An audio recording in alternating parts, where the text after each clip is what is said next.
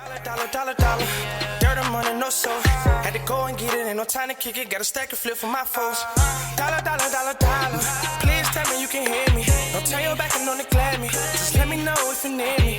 Dollar. Let me watch out for my partners. Keep my money long, get my team strong. Let me run away from my problems. Yo, what's good, original crew, man? We're back. Hey, man, we're back on the channel, man. We got a new Mr. Ballin'. Oh, gotta get my paper.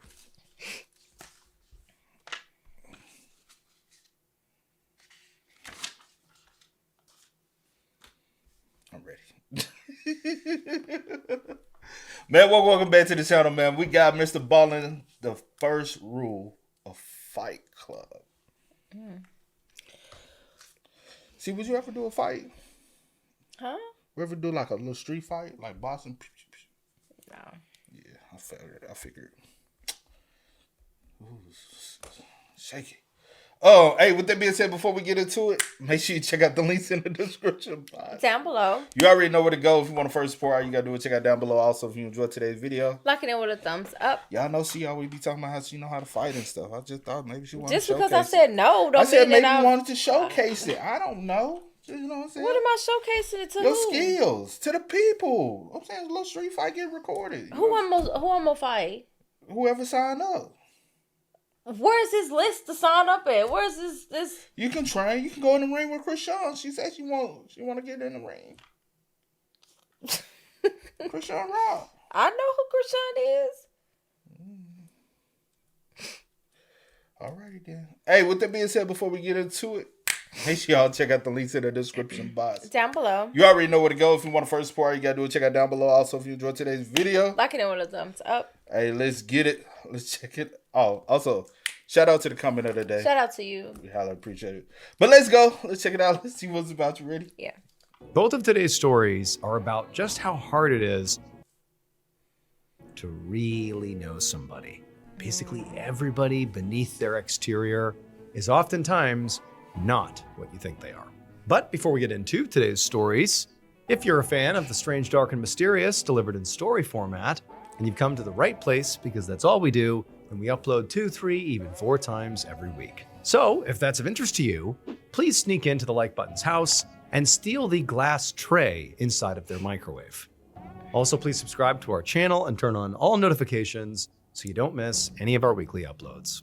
Okay, let's get into today's stories.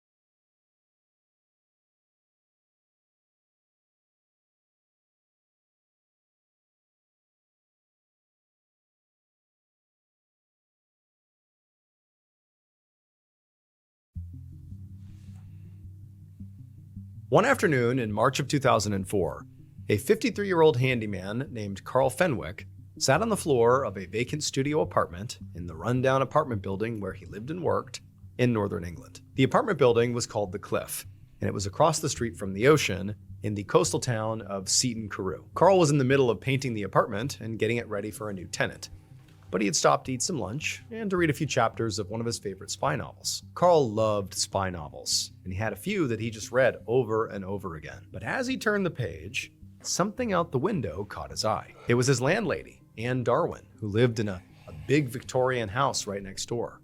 And at this moment, she was standing in front of her house with her 2 adult sons, Anthony and Mark, and they were all dressed in black and each were holding a wreath made of flowers. And now, Carl felt a little bit like a spy himself, as he secretly watched the family of 3 walk across the street together to this grassy knoll that looked out over the water. Anne and her sons bowed their heads, and Carl could tell they were very likely praying, and then all 3 of them tossed their wreaths into the ocean. Carl knew that Anne and her sons were honoring Anne's husband, John Darwin, who had actually died in a kayaking accident 2 years ago, basically in the water right out in front of their house. Carl could also see that Anne was visibly shaking, so he knew she must be crying. And when he saw that, Carl himself started to feel sad because Carl cared deeply for Anne. He was not just her handyman and tenant.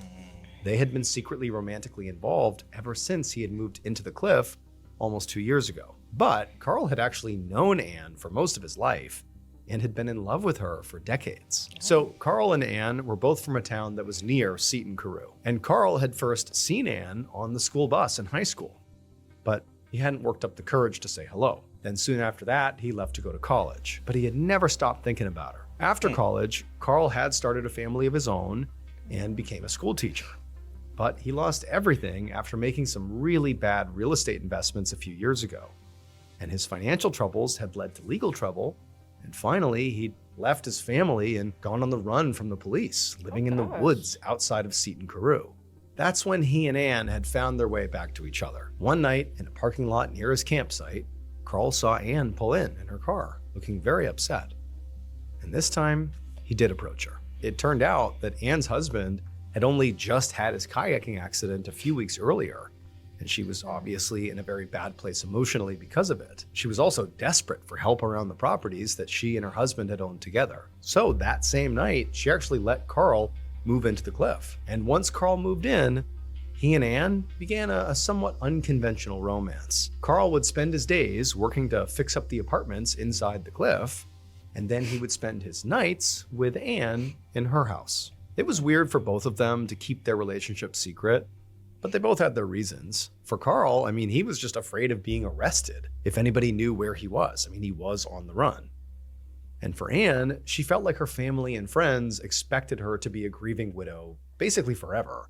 So she didn't want to look like she basically immediately moved on from her dead husband. Now, at some point, the two of them hoped that Anne could sell her properties and that they could move far away together and start over. But they both knew that was easier said than done, because Carl would first have to figure out a way to leave the country without getting arrested. Now, Carl watched as Anne and her sons made their way back across the street, and he went back to reading his spy novel. And as he read the story, he made mental notes about the plot line and the main character, because Carl was actually working on a plan that maybe would allow him and Anne to start their new life together.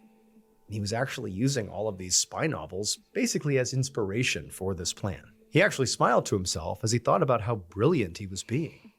And he pictured, that someday in the future, an author would likely write a spy novel about him. It would take another 2 years for Carl to finally work out his plan. But finally, one morning in July of 2006, he was ready to put it all into action. On this morning, he walked through the airport near Seton Carew, trying to act casual as he approached the ticketing counter. He handed his passport to the gate agent and then glanced over his shoulder, looking back to where Anne was. She was standing at the back of the line. She met his eyes, but then quickly sort of looked away because they had agreed to pretend they didn't know each other. When Carl turned back around, he saw the ticketing agent was now staring intently at his passport, and he felt his heart rate begin to pick up. So this passport that Carl was using was a fake. He had created a new identity for himself using the birth and death records of a baby that had been born in the same year as him, which was an idea from the spy novel, The Day of the Jackal, about an assassin who constantly changes identities. And if it worked, he and Anne would be able to travel to Panama in Central America. Carl's plan was he was going to stay there permanently if he got to Panama, and he hoped that Anne would love it enough that she would eventually move there too. Carl had read a brochure on Panama that called it a place for schemers, dreamers, and nutcases, which already made him feel right at home. Plus, the country was really cheap compared to the UK and far away from anyone who knew them, so he thought this was like the perfect place for them to move to. But all of that depended on this fake passport being convincing enough that the ticketing agent didn't say anything. And finally, after what felt like a very long time, the agent looked up from the passport and smiled and handed it back to Carl along with his ticket. Carl had to physically stop himself from literally sighing with relief when this happened. And instead, he just, as casually as he could, thanked the agent. And as he walked off, he turned and he sort of winked at Anne, who was still in line. After decades of reading about international spies, Carl kind of felt like one himself, and he liked this feeling a lot. And soon, he would be living permanently as John Jones, an international man of mystery.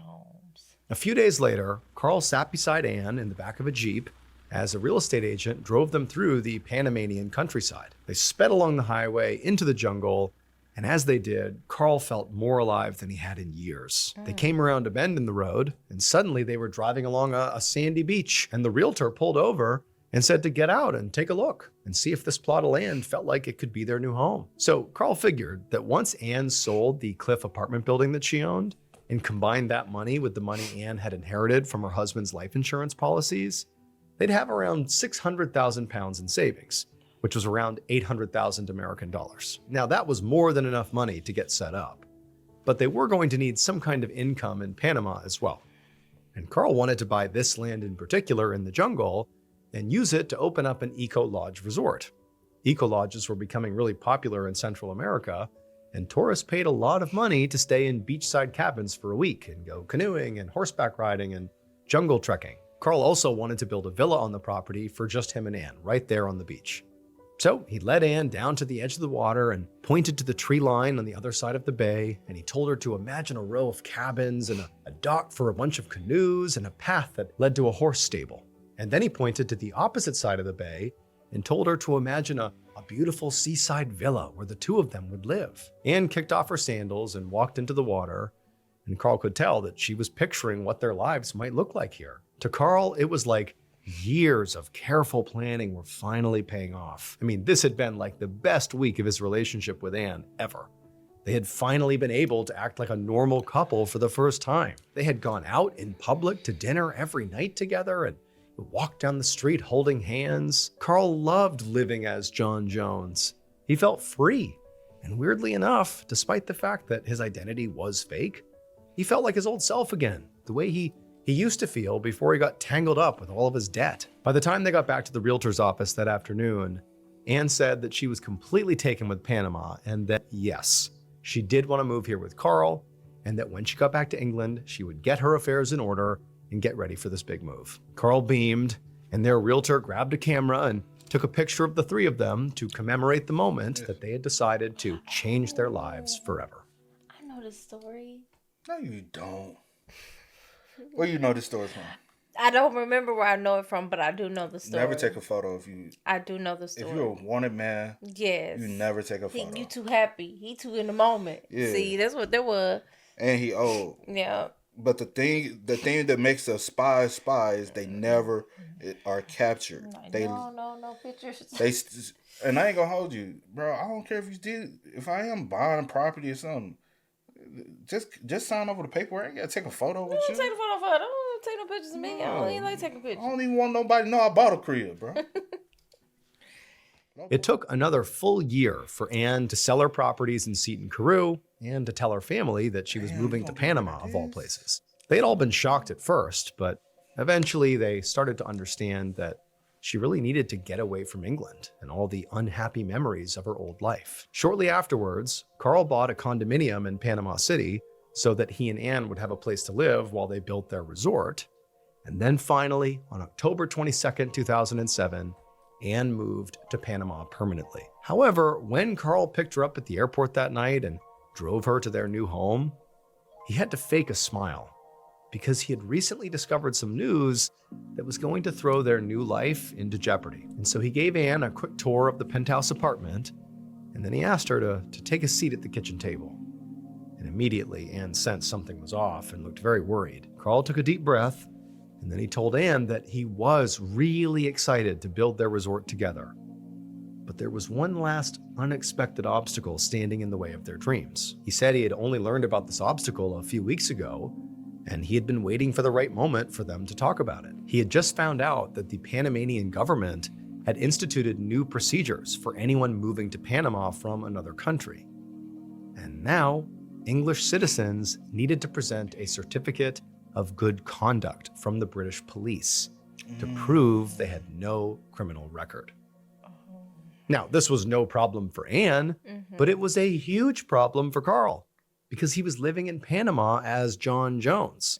So if the police looked into his identity, they would quickly learn that John Jones was a fake identity. Anne put her head in her hands and just said, "What are we going to do?" And Carl said he didn't have an answer yet, but he promised he would figure something out. The next morning, Carl walked with Anne as they window shopped on a busy street in Panama City. And Carl thought about ways that he could get around this awful new procedure. He didn't want to live in this country illegally because he was done hiding. I mean, the whole point of coming here to Panama was so that he and Anne could live together out in the open. He followed Anne into an old vintage shop so that she could look at furniture.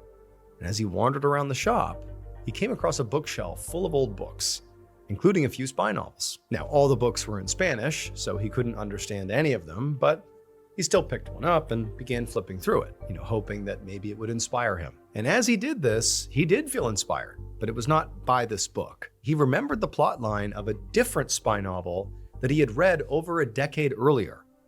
Even when he had been reading the novel at the time, he had thought that that plotline was too crazy to work in real life. But as they walked around that afternoon, Carl kept coming back to that idea, that plotline, and started to see how he might be able to make that work. Finally, at dinner that night, Carl told Anne that he was pretty sure he knew how to solve their visa problem once and for all. He warned her that the idea was risky, but he was confident that he could pull it off. 6 weeks later, on the afternoon of Sunday, December 2nd, 2007, Carl was back in the United Kingdom, wandering around the West End of London. He did his best to look very confused as he walked through Christmas displays and waited until a store clerk came over to ask if he was okay. And Carl gave her a sort of shy smile and then asked, "Why are all the Christmas decorations up?" And when she said it was December, it's Christmas, that's why, he pretended to be confused about what day it was and where he was. And then he asked the clerk for some help. And just like he had hoped, the store clerk frowned with concern and then escorted him into the nearest police station. And she told the officer at the front desk that something was really wrong with this guy. Oh, he ain't pulled that. The officer smiled at Carl and asked what the problem was. And now Carl knew that for his plan to work, he was going to have to give an award-winning acting performance here. So he kind of scratched at his head and then told the officer that he had lost his whole family. The officer sat up and asked for his name. And for the first time in 2 years, Carl didn't say John Jones. Instead, he gave the officer his real name. Because Carl had realized that the only way to truly feel like his old self in Panama was to actually become his old self and reclaim the old identity that he had left behind. But to reclaim this identity without also reclaiming all his old debt and legal problems was going to require one more huge lie. So Carl explained to the police officer that he knew his name, but nothing else about himself, because he said he had amnesia. The officer just stared at Carl, obviously dumbfounded. Then he turned and called for his supervisor. From this moment onward, things moved fast, but not in the direction that Carl or anyone else had expected. Carl had believed that if he just claimed he had amnesia, it'd be like wiping the slate clean in England. He could just resume his old name and his old life and make a plan to pay back his creditors now that he was in a better financial situation with the Eco Lodge. And he'd be able to get a real passport with his real name and live happily and truly openly in Panama. But this was not what happened, because almost immediately, newspapers caught wind of Carl's story, and it made the front page. Because to the rest of the world, Carl had this incredible story.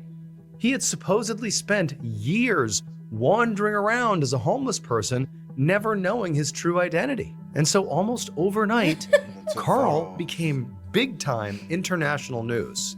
The entire world wanted to know, where had he been the past few years? Now, Carl had not expected any of this publicity. So he and Anne were both horrified when 2 days later, a British newspaper published a photograph from an obscure real estate website. And in this picture, Carl can be seen standing with Anne and their realtor and beaming with happiness after a day of viewing properties in Panama.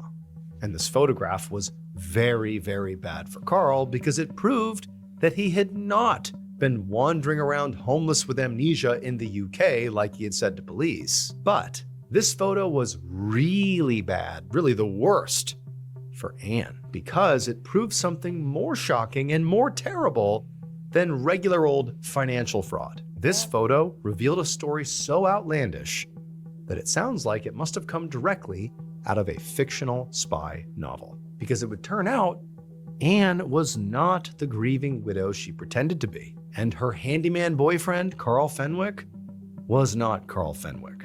Carl's real name, the one he had given that police officer in the UK when he pretended to have amnesia, was John Darwin. he was Anne Darwin's dead husband. He and Anne had faked his death in that kayaking accident to escape his debt, and so that he and Anne could claim life insurance money. Not even their own kids knew that their father was still alive. That's sad. Only Anne and obviously John did. John and Anne were both soon arrested for fraud and wound up serving more than 3 years in prison. John's very unhappy ending does in some ways mirror the ending of the very book, The Day of the Jackal, which he used for inspiration. In that book, the assassin does lots of impressive things to change his identity, but in the end, he still gets caught. Wow. Ain't that crazy? That's crazy. Bro? That's a crazy story. Yes, you didn't know nothing about I swear I did. I promise I don't know where I heard the story at, but I heard... Anyway, I'm not going... Just because you hadn't heard the story. I mean, I haven't, baby, but I have. At first, I didn't know what he was saying. But when I seen the picture, I remember, like, wherever I heard it from, I remember that picture. Crazy story, though, y'all. It's a crazy story. Like, my goodness. So, that's her actual husband. Mm-hmm. He faked his death, then faked his name, then faked his name yet again. Then came up with the... child, y'all was doing a lot. Doing too much, bro. Way too much. But the only thing I've always had like, how did y'all have that from the kids, though? I guess because he always stayed elsewhere. But he was doing work around the building, so. But maybe also, while they was gone, other people must not know who he is. Oh, yeah, he was being very low key with it. He was moving sneaky, bro. Reading all them books, and I was like, she really on board with, you know what I'm saying? But yeah, anyway, that's crazy. Yeah, mind blowing, bro. What? Weird. Took too many photos. Never take photos, y'all.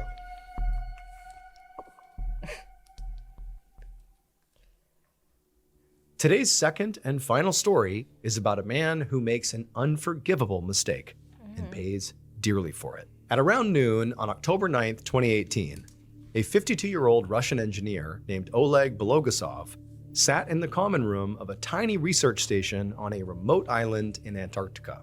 The common room was like the general hangout, multi-purpose area at the station, and Oleg was in there watching TV, while his coworker, Sergei, sat in a chair nearby, reading a book. They were both drinking alcohol and had been for some time, because when they weren't working, there really was not much else to do besides sit around and drink.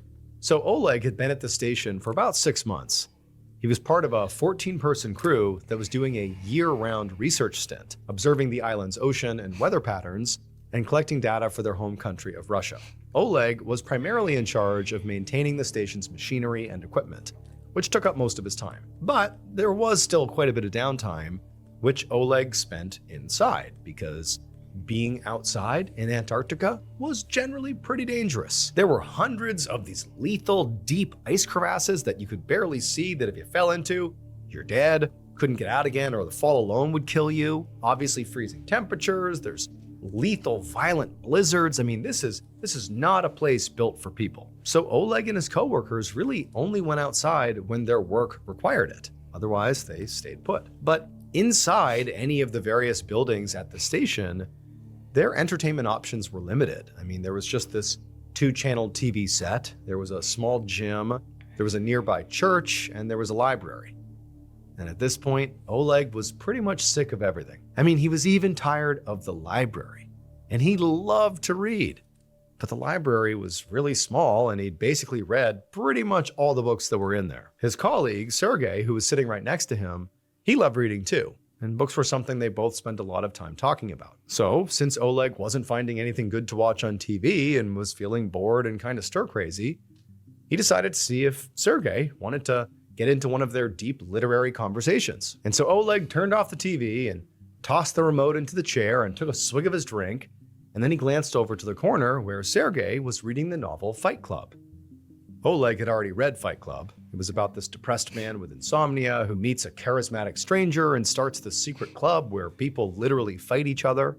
Oleg thought the book was amazing, mostly because it had an epic plot twist at the end. And so Oleg walked over and asked what Sergei thought of the book so far. but Sergey just kind of ignored him. But Oleg wasn't surprised. He knew Sergey really well, since the two of them had worked very closely together on various research projects over the years. So he knew Sergey was generally a very quiet person and not a big talker, whereas Oleg loved getting into big, long, passionate discussions. Sometimes Oleg could get Sergey to open up by asking questions and telling jokes, but today did not seem to be one of those days. Now, this was definitely frustrating for Oleg, but he could tell, Sergey wanted to be left alone, so he stood up and left to go find something else to do. Oleg spent some time just kind of wandering around the station, checking research logs and sipping his drink. He thought about going outside just for a minute to get some fresh air, but when he checked the temperature, he saw that it was below freezing, so he decided against it. And so after 3 hours of trying to kill time, Oleg finally just headed to the cafeteria to get a bite to eat. It was around 3 p.m. when Oleg stepped into the dining room, feeling a bit flushed from all the booze he'd been drinking. And the first thing he saw when he got inside of there was Sergey. And Sergey was at a table, still reading Fight Club, just like he'd been doing earlier in the common room. So Oleg got some food and went over to sit with Sergey and see if now, maybe, he was more open to chatting. And to his surprise, Sergey was. When Oleg sat down, Sergey put his book down and looked up, ready to talk, possibly because he'd also had a lot to drink and was feeling kind of chatty. And so the two men began discussing the book, Fight Club. And quickly, their conversation got really energetic because they were both, drunk and excited about what they were saying. And then Oleg made what he thought was a fantastic point about the book and what it all meant. To Oleg, it seemed like everything was going great. But all of a sudden, after making this point, Oleg noticed that Sergey had gone really quiet. And Oleg, who could read Sergey well by this point, knew what this meant. Sergey was done talking and wanted some space. So Oleg looked down at his watch. He actually did need to get some more work done before the day was over, and he was about to look up and tell Sergey that he was going to go leave and check one of their weather instruments. But when he looked up from his watch, Sergey was gone. And at that same exact moment, a wild scream cut through the air right behind Oleg. A few minutes later, in another building, the research station's manager was in his office going through some paperwork when his door suddenly flew open. And when the manager looked up, he saw that one of his employees was standing in the doorway looking completely panicked. The employee's eyes were wide and his breath was ragged, like he was in shock. And when the employee explained why he was so upset, the manager shot to his feet and told the employee not to move. He then grabbed his coat and flew out the door into the freezing cold. The manager pulled on his coat as he ran across the ice-packed ground to the building where the cafeteria was.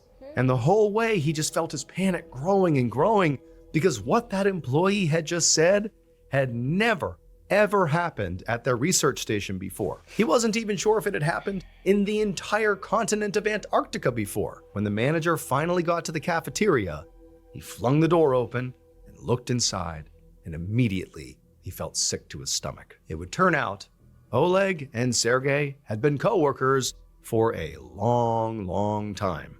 And they did know each other really well. And what that meant was they knew each other so well that Oleg had sort of learned what specifically really annoyed Sergey. And Oleg used this knowledge whenever he got bored and wanted to find a way to entertain himself. The way Oleg would intentionally upset Sergey was by violating a serious rule that virtually every human being knows not to violate. Even if you've never heard the rule explicitly, you know you don't do this. Every time Sergey would start a new book, Oleg would wait until he got about halfway through And tell him the ending. and then tell him the ending. This was not just a one-time thing. Whenever they talked about books, Oleg repeatedly ruined them for Sergey, which always made Sergey really, really mad. Yeah. And that day in the cafeteria, when Oleg sat down with Sergey, he didn't just make a great point about Fight Club. He told Sergey how it ended. And don't worry, if you haven't read it or you haven't seen the movie, we are not going to ruin the twist for you because it is amazing. You should check it out. But Oleg did. And Sergey was very drunk. And like Oleg, he had also been very restless and tense from having been cooped up in this isolated station for months on end. And so this time, when Oleg told him the ending, Sergei completely snapped. He grabbed the knife from the kitchen, walked behind Oleg, and began repeatedly stabbing him in the chest while allegedly screaming, "Didn't see that coming, did ya?" Once Sergei calmed down, he was so shocked by what he'd done that he immediately turned himself in to the station's manager. Wow. He was then transported back to Russia and arrested, but he was eventually acquitted since he had no previous record. Oleg's heart was damaged in the attack, but amazingly, he would survive after being transported to a hospital. Oh my gosh, thankfully. Oh my goodness. I hope he can have, look, I forgive, but I don't forget, and we ain't gonna be friends no more. Cause some people would be like, man, and then go back to being friends. I wasn't there. That's crazy. Oh my goodness. Oh my goodness. That's what you sound like. Well, I'm glad Oleg survived. Yeah. Cause that is insane. Didn't see that coming. I mean, you could have punched him if But he was you that didn't. mad, but you did. You went. You didn't see that coming, though. He does not look the same at all. Look like he lost a lot of weight. Yeah, fighting for your life. No, I'm just... I know what you... But anyway, I'm glad he survived though, cause that's crazy. Yeah, that's crazy, man. And then I wonder what happened in 2004. So I don't know. They was a little older then. Mm-hmm. Yeah. So never mind. But hey, man, y'all spam us up in the comments. Y'all let us know how y'all do. feel about these crazy stories, because these were crazy stories, man. Facts. Let us know in the, down below. But until next time, y'all know how it go, man. I do go over the name DJ New Kid. This is Sierra Nicole. We are. Kid and C. We Go are. and get it, ain't no time to kick it. Got a stack of flip for my folks. Dollar, dollar, dollar, dollar. Please tell me you can hear me. Don't turn your back and don't neglect me. Just let me know if you need me. Dollar, dollar, dollar, dollar. Let me watch out for my pocket.